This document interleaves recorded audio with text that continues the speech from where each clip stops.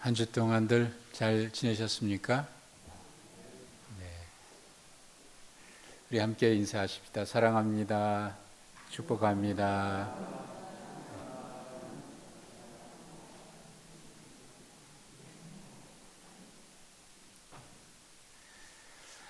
사람의 장기 중에 중요하지 않은 것이 없겠습니다만은 그래도 우리가 살면서 여러 가지 일들을 기억하고 또 그것을 가지고 우리의 모든 지체 하나하나를 움직이게 하고 감정을 표현하게 하고 하는 것들, 이런 것들을 전체를 지휘하고 이를테면 사령부라고 할 수 있는 그런 기능을 하는 것이 우리의 뇌일 겁니다.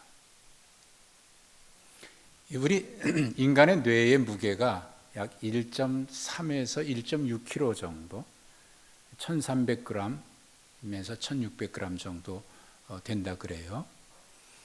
평균 우리의 몸무게를 60kg라고 보면 약 40분의 1 정도가 되는 거고, 몸무게가 좀 많이 나가서 한 100kg쯤 된다 그러면 한 60분의 1 정도 되는 아주 작은 장기입니다. 그런데 이 작은 장기에서 모든 것을 통제를 하거든요. 이 뇌에서 기억을 하고 또 기억했던 것을 되살려서 행동하게 하고. 근데 우리 이 작은 뇌에서요, 1초 동안에 온 몸에 오감을 통해서 정보가 전달이 되는데, 이 작은 뇌에 1초 동안에 얼마나 많은 양의 정보가 전달되는지 아십니까? 1000만 비트 정도의 정보가 1초 동안에 전달이 된다 그러는데, 1000만 비트 그러니까 얼마인지 잘 상상이 안 되잖아요. 여러분 매일 신문 보시는 양 있죠? 그 신문 하루에 글자 수가 약 18만에서 20만 자가 되는데, 일주일치 정도가 되는 100만 자 되는 일주일치 정도의 신문의 양을 1초 동안에 우리 오감을 통해서 뇌에 전달된다는 거예요. 그럼 엄청나죠? 그 많은 양이 1초 동안, 단 1초입니다. 하루가 아니고 1초 동안에 우리 작은 뇌에 전달이 된다는 거예요. 아마 이거 뇌가 터져나갈 것 같아요. 그런데 이 많은 정보를 뇌가 다 처리할 수 있을까요?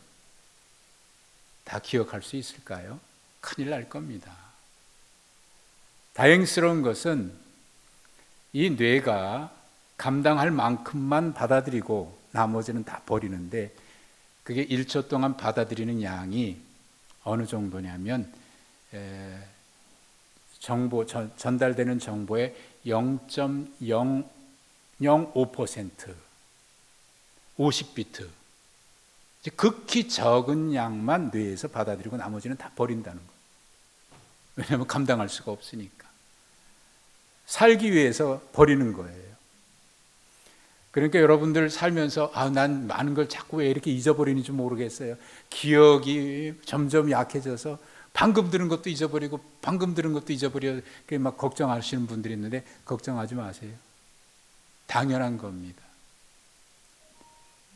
0.005%만 뇌에서 수용하는 거고, 거기서 기억하는 양은 더 적을 겁니다. 그러니까 살면서 많은 거 잊어버린다고 걱정할 필요 없고요. 당연한 거니까. 그리고 잊어버리는 게 은혜입니다. 그래야 살아요. 이제 문제는 정말 중요한 거, 잊지 말아야 될 걸 잊어버리는 게 그 이제 고민이 되는 거고 문제가 되는 거지, 잊어버리면 안 되는 것들이 있거든요. 일부 예배 마치고 행정실에 잠깐 내려갔더니 우리 강 목사님이 아동부 아이들하고 줌으로 예배하고 나서 마지막까지 남아있는 초등학교 2학년 위원이가 맞습니까? 위원이가 사자성어 문제를 강 목사님께 내는 거예요.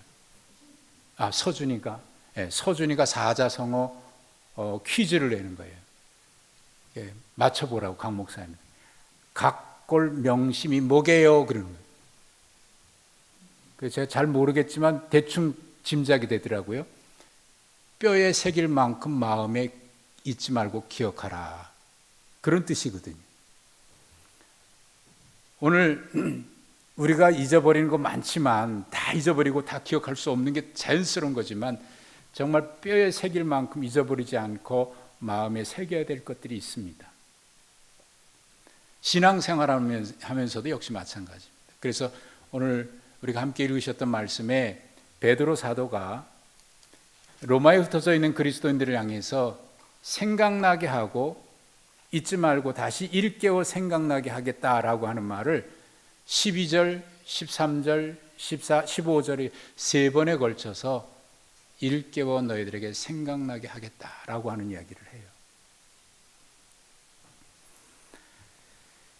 특별히 이 말은 베드로 사도가 지금 로마의 그 네로 황제의 박해 속에서 시시각각 다가오는 죽음의 날, 순교할 날이 시각각 다가오고 있다는 것을 직감했던 것 같아요. 그래서 12절에 보니까 내가 항상 너에게 생각나게 하려 하노라 라고 얘기하면서 13절에는 내가 이 장막에 있을 동안에 너희를 일깨워 생각나게 하는 것이 옳은 줄로 여긴다 라고 얘기했고, 15절에는 내가 떠난 후에라도 어느 때나 이런 것을 생각나게 하려 하노라 라고 얘기를 했어요. 죽음의 순간이 순교의, 주님 말씀하신 대로 순교의 시간이 점점 다가오고 있음을 그는 직감적으로 느낀 것 같습니다. 그리고 그 당시에 이 서신을 받아 읽고 있는 그리스도인들도 네로 황제의 대대적인 박해로 인해서 언제 죽을지 모르는 큰 위기 속에 처해 있거든요. 그렇게 하루하루를 살아가는 겁니다. 그럼에도 12절에 보니까 너희가 이것을 알고 이미 있는 진리에 서 있으나 라고 얘기를 했어요. 이미 알고 있는 진리에 서 있다. 여기 서 있다라고 하는 이 단어가 서 있을 뿐만 아니라 흔들리지 않고 굳게 그 자리를 지키고 있다라고 하는 단어를 사용했습니다. 그 단어에 완료 분사 수동태형의 시제를 썼어요. 그 얘기는 무슨 얘기냐면 과거에 이미 그랬고 지금도 그렇지만 앞으로도 계속 그렇게 된다라고 하는 것을 말하는 거예요. 그들은 이미 알고 있습니다. 또 알고 있는 진리에 서 있습니다. 그리고 지금 엄청난 박해로 어려움을 당하고 있는 지금도 여전히 흔들리지 않고 그 믿음의 자세를, 그 태도를 견지해 가고 있습니다. 그럼에도 불구하고 이거 대단한 거 아닙니까? 그럼에도 불구하고 베드로 사도는 자신이 떠난 뒤에 남아서 이 어려운 시기를 살아가야 될 그리스도인들을 생각하면서 안타까운 마음으로 그들에게 얘기하고 있는 겁니다. 그래도 너희들이 잊지 말고 항상 생각해야 될 것이 있다. 사실 베드로후서에서는 이 말이 계속 나오고요. 3장 1절 이하에도 보면 또 그런 말을 반복했어요. 내가 떠난 뒤에 그리고 언제 끝날지 모르는 환난 가운데 지금까지도 신앙을 지켜가면서 굳게 이미 받은 말씀대로 굳게 서 있지만 앞으로도 그렇게 서 있기를 바라는 그런 마음으로 지금 이야기하고 있는 거예요. 뿐만 아니라 이런 어려움이 언제 끝날지 모를 뿐만 아니라 2장 1절에도 나와 있습니다만은 거짓 선지자, 거짓 선생들이라고 말하고 있는 이단들이 들어와서 교회를 흔들게 할 수도 있거든요.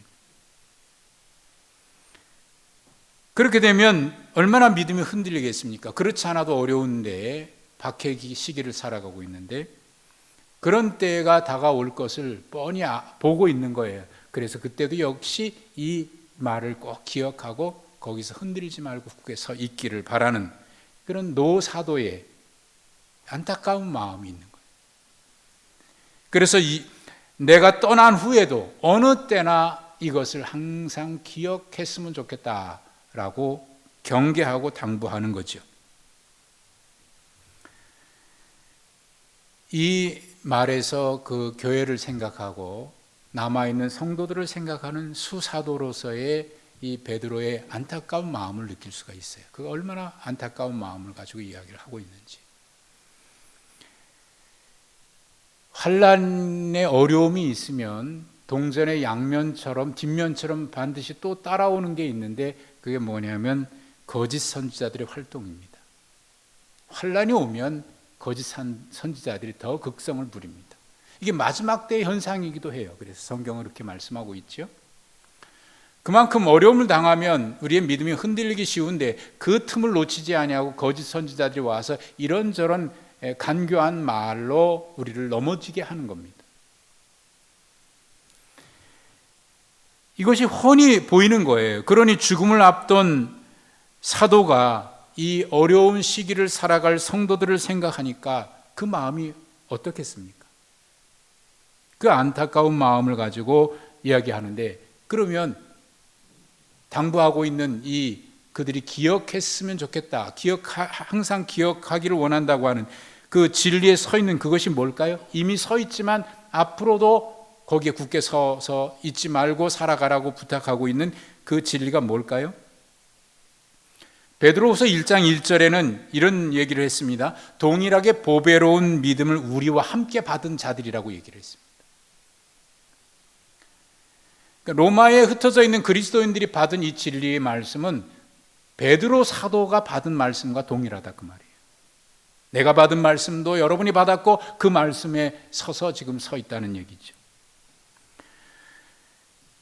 예수 그리스도께서 살아계실 때 부름받은 사도들이 받은 말씀도 그렇고, 그리고 그리스도께서 부활 승천하신 이후에 그리스도인들이 받은 말씀도 똑같습니다. 그리고 그로부터 많은 시간이 지나 21세기 지금 우리 시대, 위드 코로나 시대, 또 메타버스, 여러분 메타버스라고 하는 말이 요새 계속 나오는데, 그건 지금까지 우리가 살았던 세계와 또 다른 초월적인 어떤 그런 컴퓨터 안에 있는 디지털 세상을 초월적인 세상이라고 하는 의미에서, 가상의 세상이라고 해서 메타버스라고 하는 말이 요새 계속 나오는 거예요.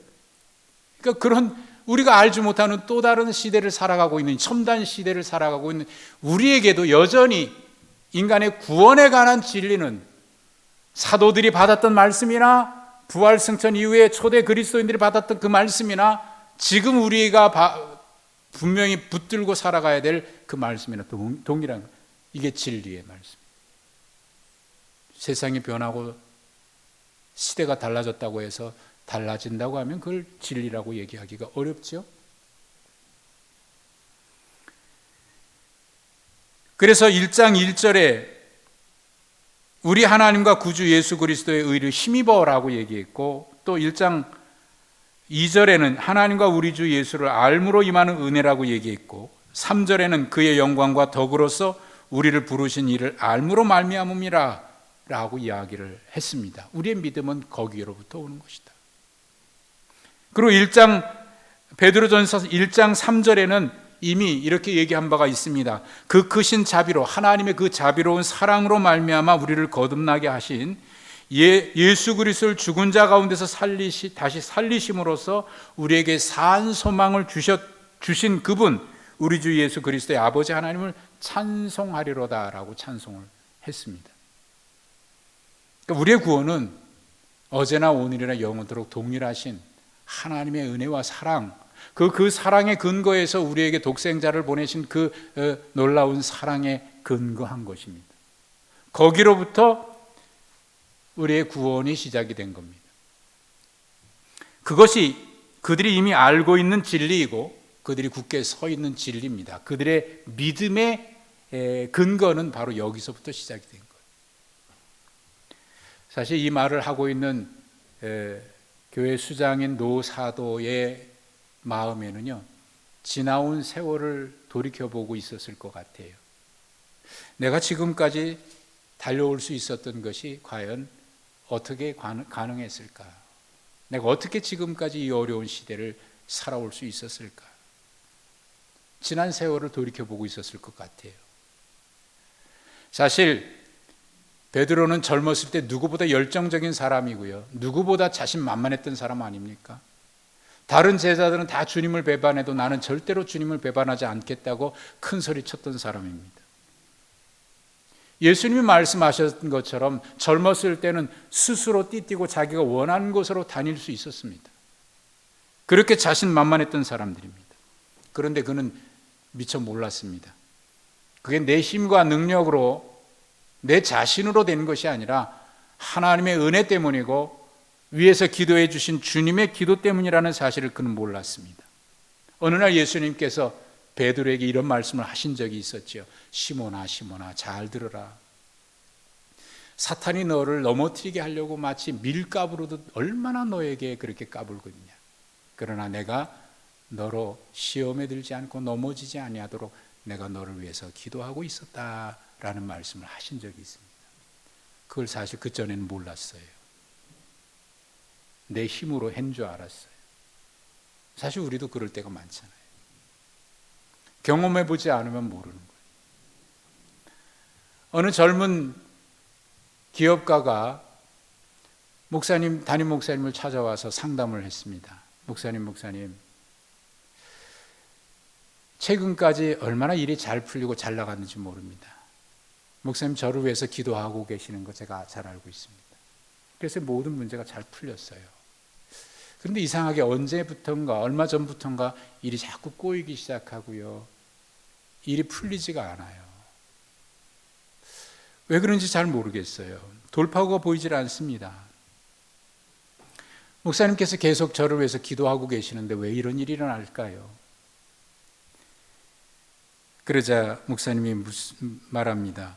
아, 그래요? 정말 좋지 않은 일이 그렇게 계속 생기는 게 맞습니까? 예, 그렇다니까요. 그거 이상하네요. 하나님은 항상 선한 일을 우리에게 주시는데 참 왜 그런지 모르겠네요. 혹시 지금 잘못 생각하고 있는 건 아니냐고 그랬더니 아니라고. 저도 그렇게 믿고 싶은데 상황은 반대로 일어나고 있습니다. 그러면서 이런 얘기를, 혹시 기도해봐도 소용없는 것 아닐까요?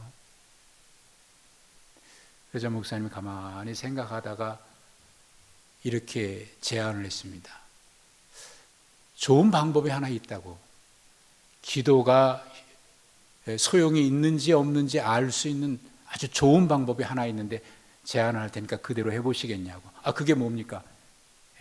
내가 오늘부터 이제 기도를 안 하겠다고.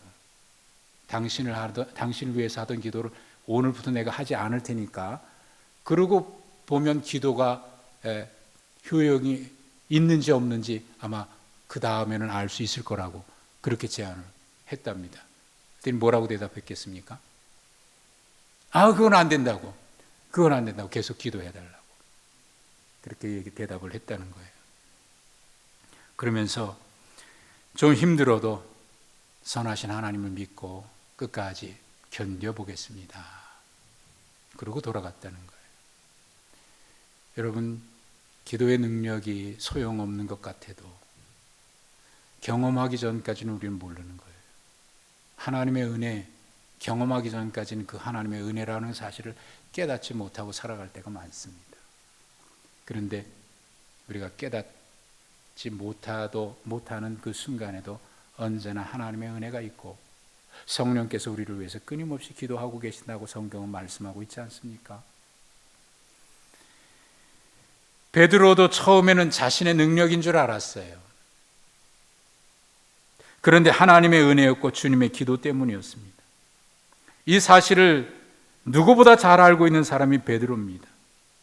누구보다 하나님과 구주 예수 그리스도의 은혜를 절절하게 느꼈던 사람이고 또 잘 알고 있기에, 그래서 자기 힘으로 박해와 거짓 선지자들의 미혹을 이길 수 없다는 것을 누구보다 잘 알고 있기에 주님께서 마지막으로 겟세마네 동산에서 시험에 들지 않도록 깨어 기도하라고 말씀하신 그대로 베드로도 그걸 잘 알고 있기에 바울 사도가 에베소 교회를 떠나면서 그 교회 장로들을 불러놓고 마지막 당부한 게 있지 않습니까? 내가 떠나면서 주의 은혜와 주의 말씀께 여러분을 부탁하고 떠납니다 라고 얘기했던 것처럼 베드로 사도는 지금 마지막 이제 죽음의 날을 앞두고 당부하는 겁니다.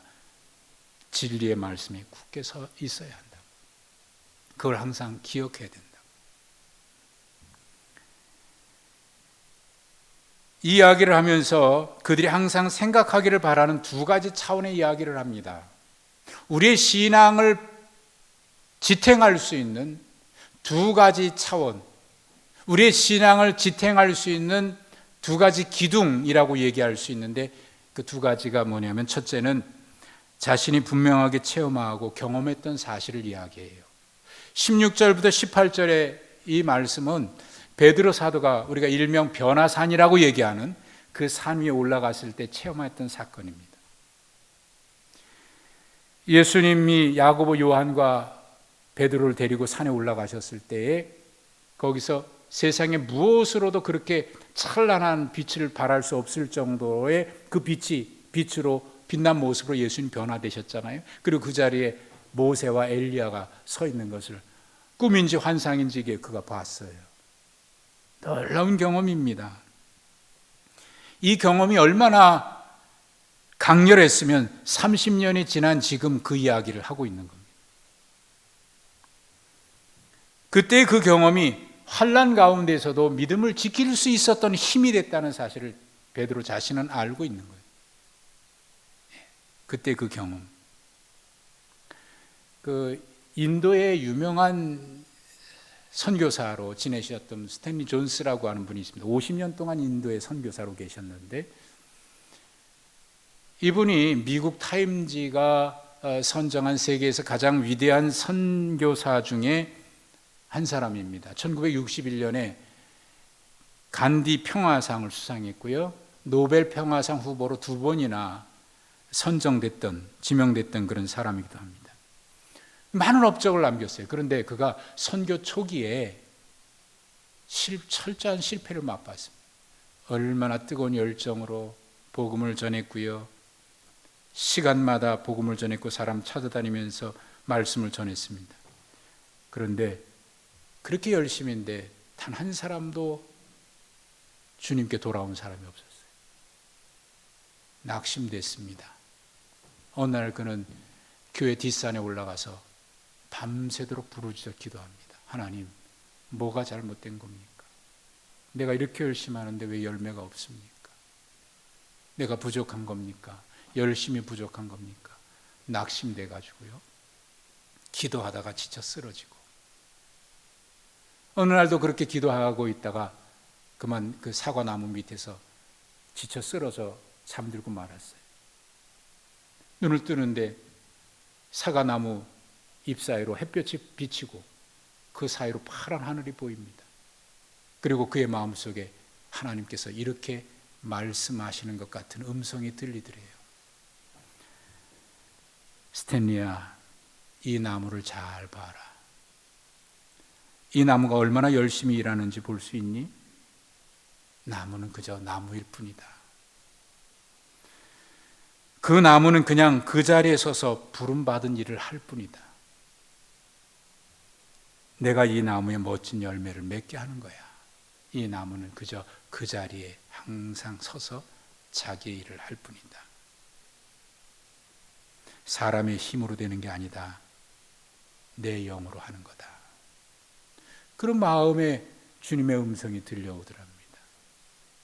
그래서 그 경험이 그에게 처음에 실패했던 그 어려움을 딛고 끝까지 50년 동안 인도에서 그 어려운 사역을 감당할 수 있었고, 그래서 많은 열매를 거둘 수 있었던 힘이 됐다는 겁니다. 여러분, 신앙생활하면서 우리가 쓰러질 때가 얼마나 많아요? 낙심될 때가 얼마나 많습니까? 기도하다가 기도를 멈출 때가 있고, 또 우리의 믿음이 힘없이 쓰러질 때가 얼마나 많습니까? 그러니 그때마다 우리를 지탱할 수 있는 것이 있다면 바로 하나님의 은혜에 대한 경험 아닙니까? 그래, 하나님이 그때도 나와 함께 하셨지. 제가 늘 말씀드린 대로 신앙은, 믿음은 하나님의 은혜를 회상하는 것 아니겠어요? 그때 함께 하셨던 하나님이 지금도 여전히 함께 하시는 하나님. 내가 경험했던 그 체험이 나를 지탱하는 것이 아니라 그 체험을 통해서 경험했던 하나님의 살아계심, 그때나 지금이나 여전히 나를 붙들고 계신 하나님의 은혜 때문에 우리가 지금도 여전히 서 있는 것 아니겠습니까? 베드로는 분명 그때를 경험했습니다. 그 하나님의 은혜가 나를 여기까지 인도해 주었다는 사실을 그는 누구보다 잘 알고 있어요. 그래서 지금 그 이야기를 하고 있어요. 그런데 여러분, 우리의 신앙에 있어서 하나님의 은혜를 체험하는 경험이 그렇게 중요하고 중요하긴 하지만 결코 우리가 잊지 말아야 될 것이 있는데, 그 신앙의 체험도 하나님의 말씀으로 검증해야 되고요, 하나님의 말씀으로 다시 확인하는 과정이 필요한 겁니다. 그래서 베드로는 이 변화산에서 이 놀라운 경험을 했은 그 이야기를 하고 난 뒤에 그 다음 이야기를 이어가는 거예요. 사실 그 변화산에서 그 놀라운 경험을 했을 때 베드로가 이렇게 얘기한 적이 있잖아요. 주님, 여기 있는 게 너무 좋습니다. 그러니 내려가지 말고 여기 주님을 위해서, 모세와 엘리야를 위해서 제가 초막을 지을 테니까 여기서 그냥 살면 안 되겠습니까? 그러니까 주님 그 말씀을 할 때 갑자기 하늘로부터 소리가 들렸어요. 이는 내 사랑하는 아들이요 내 기뻐하는 자라. 그러고 난 뒤에 하나님의 음성 분명하게 들린 게 있는데, 너는 저의 말을 들으라. 그리고 정신 차려보니까 모세, 엘리야 없고 주님만 남아 계셔요. 그의 말을 들으라는 거예요.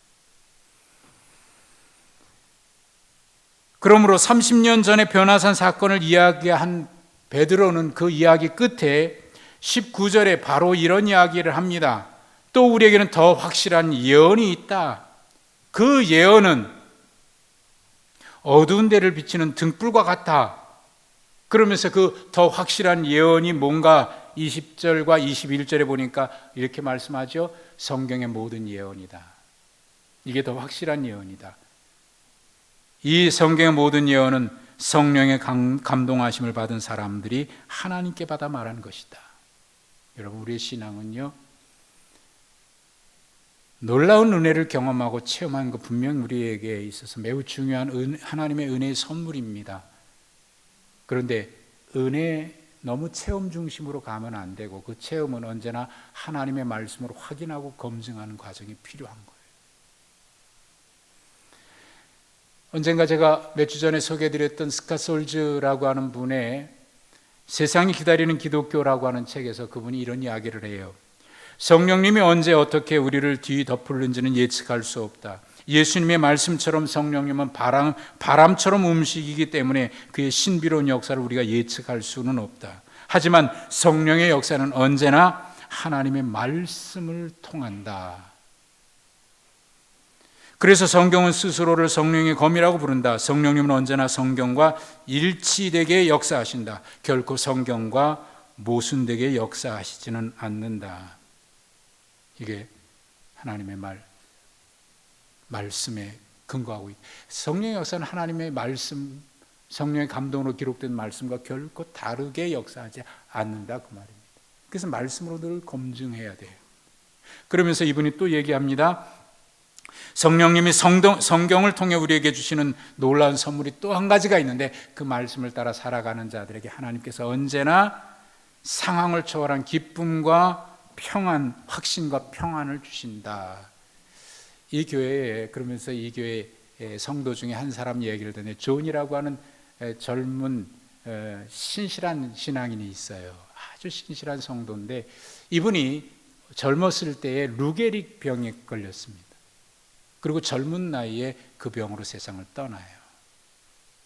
그가 그 병으로 투병 중에 있을 때 신방을 여러 차례 갔는데, 갈 때마다 바울 사도를 통해 주셨던 말씀을 늘 생각났답니다. 겉사람은 후패하지만 속사람은 날로 새롭다는 그 말씀이에요. 그렇게 질병으로 온몸이 무력해지고 움직이지 못하잖아요. 말도 못하고 그런 호흡장치에 묶여서 겨우 숨을 쉴 정도로, 음식도 제 힘으로 먹을 수 없어서 코줄로 낀 것을 통해서 액체로 받아 넘기고, 그것도 여기에 그 호수 때문에 넘기기가 얼마나 힘들 텐데, 그렇게 하면서 하루하루를 살아가는 거예요. 그런데도 그런 가운데서도 그는 결코 절망하거나 냉소적으로 변하지 않고요, 자기의 인생을 저주하지도 않고 오히려 찾아오는 사람들에게 밝은 얼굴로 늘 대하더랍니다. 도와주는 간호사나 간병인에게 이렇게 해달라 저렇게 해달라 요청할 게 얼마나 많을 텐데도 그렇게 얘기하지 아니하고 오히려 하나님의 말씀, 성경 이야기를 할 수 있을 때까지 했다는 거예요. 이 목사님이 궁금했답니다. 극심한 그 고통 속에서도 어떻게 그렇게 기뻐하면서 살 수 있는지, 그 비결이 뭐냐고 물어봤답니다. 그랬더니 이 성도가 하는 이야기 이렇습니다. 아주 간단합니다. 저는 평생 성경을 읽었습니다. 그러다 보니 그 모든 말씀이 제 안에 깊이 스며들었습니다. 성경은 하나님의 말씀을 읽는다고 얘기하지 아니하고 먹는다라는 표현을 씁니다. 그 말씀이 내게 스며들어서 내 속에서 역사하시는 거예요. 사실 저도 그런 경험을 많이 했는데요. 제가 말씀을 붙들고 있는 줄 알았는데 지나고 보니까 말씀이 저를 붙들고 있는 사실을 경험했습니다. 내가 말씀을 붙든 줄 알았는데 말씀이 저를 붙들어 주셨고, 말씀이 저를 인도해 주셨고, 말씀이 저의 앞길을 밝혀 주셨습니다. 이게 바로 하나님의 말씀은 머리로 받는 게 아니라 먹는 것이요, 우리 속에서 그 말씀이 우리를 지켜주시고 이끌어주시고 인도해 주시는 겁니다. 우리 교회도 제가 찬송가를 선정하다 보면 자주 부르는 찬송이 있을 거예요. 이 교회도 그렇답니다. 이 교회에 자주 부르는 찬송은 내 평생에 가는 길이라는 찬송입니다. 내 평생에 가는 길 순탄하여 늘 잔잔한 강 같은지, 때로는 큰 풍파로 무섭고 어렵든지 내 영혼은 늘 평안해. 이 찬송을 자주 부르는데, 이 찬송을 부를 때마다 목사님이 교인들을 자세히 살펴본답니다. 그런데 이 찬송을 부를 때마다 가장 열정적으로 찬송하고, 가장 감격적으로 찬송하고, 가장 깊은 마음으로 찬송하는 사람들이 눈에 보이는데, 가만히 그 사람들을 보니까 그 찬송을 그렇게 뜨겁게 부르는 사람들은 한결같이 지금 삶에서 많은 어려움을 겪고 있는 분들이고, 힘들게 사는 분들이고, 고난을 당하고 있는 분들이 이 찬송을 그렇게 뜨겁게 감격적으로 부르더랍니다. 힘들고 어려운 시대를 살아가는 성도들에게는 변함없는 태도가 있습니다. 생명의 위협을 당하고 있는 초대 그리스도인들, 박해 시대를 살아가고 있는 이 서신을 받은 로마의 그리스도인들, 그리고 지금 모든 것이 불확실한 위드 코로나 시대를 살아가고 있는 오늘을 사는 그리스도인들, 언제 어디서나 어떤 상황에서나 승리한 그리스도인들의 삶의 태도를 보면 그들이 붙들고 있는 게 있습니다. 그들의 신앙을 지탱해 주고 있는 것이 있습니다. 우리 주 예수 그리스도를 알므로 인한 하나님의 은혜와 그 사랑, 그 경험한 사랑이에요. 그리고 또 하나님의 그 사랑을 말씀으로 날마다 확인해 가면서 말씀을 붙들고 있는 신앙이에요. 우리가 죄인이고 하나님과 원수되었을 때 독생자 아낌없이 주셨던 그 하나님의 사랑입니다. 그리고 그 사실을 확인하고 붙들고 살아갈 수 있는 성령의 감동으로 기록된 하나님의 말씀입니다.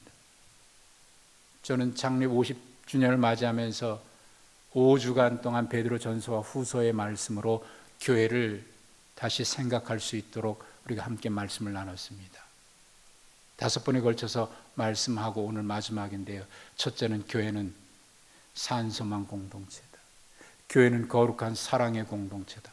교회는 하나님의 백성 공동체다. 그리고 지난주에 교회는 보배롭고 지극히 큰 언약을 받은 하나님의 약속 공동체다. 그리고 오늘 마지막, 교회는 항상 기억하고 생각해야 될 하나님의 말씀 공동체입니다.